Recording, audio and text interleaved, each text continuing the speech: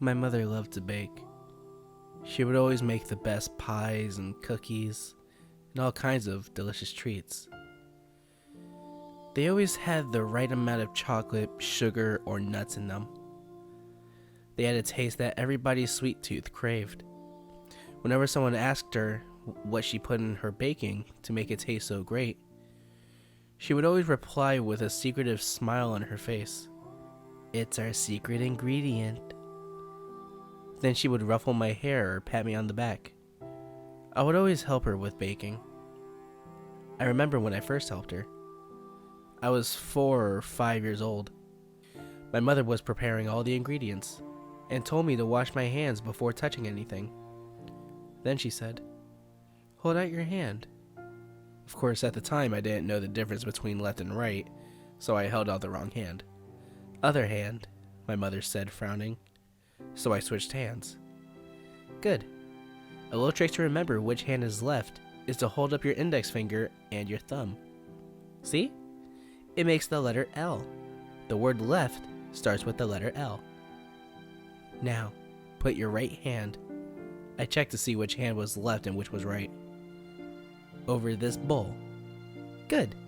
Now face it so the palm is upwards." I did what she said. "Wait here a moment." My mother turned around and began rummaging around in one of the cupboards that contained all the silverware. She turned around. I saw a bright flash and felt something sharp slice across my hand. I let out a shriek as a bright red line appeared across my palm. My mother quickly grabbed my arm and squeezed a few drops into the bowl. I stood completely frozen, tears leaking out of the corner of my eyes. My mother crouched down and wiped away my tears with her thumb. "Shh, it's okay. It's just a tiny cut. It won't kill you. Mommy just needs your blood to make the cookies taste better. I promise that it'll be better by tomorrow. Okay, sweetheart?" I nodded. We continued to make cookies after that.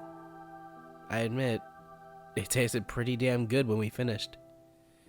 After that, whenever I would bake with my mother, she would always ask me to hold my right hand over a bowl, palm facing upwards, cut along the newly formed scar, and squeezed at least 3 drops of blood into it. But one day, when I was 11 or 12, my mother said that a couple of drops of blood wouldn't make her special cake sweet enough. So she told me to place my left arm on the table and cut a small chunk out of it. It hurt a lot. I screamed and cried.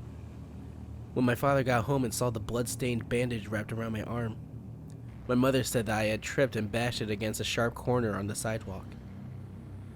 Soon, even chunks of my skin weren't enough for her, and she went so far as to cutting off the flesh that covered my ribs. That was when my father started getting suspicious.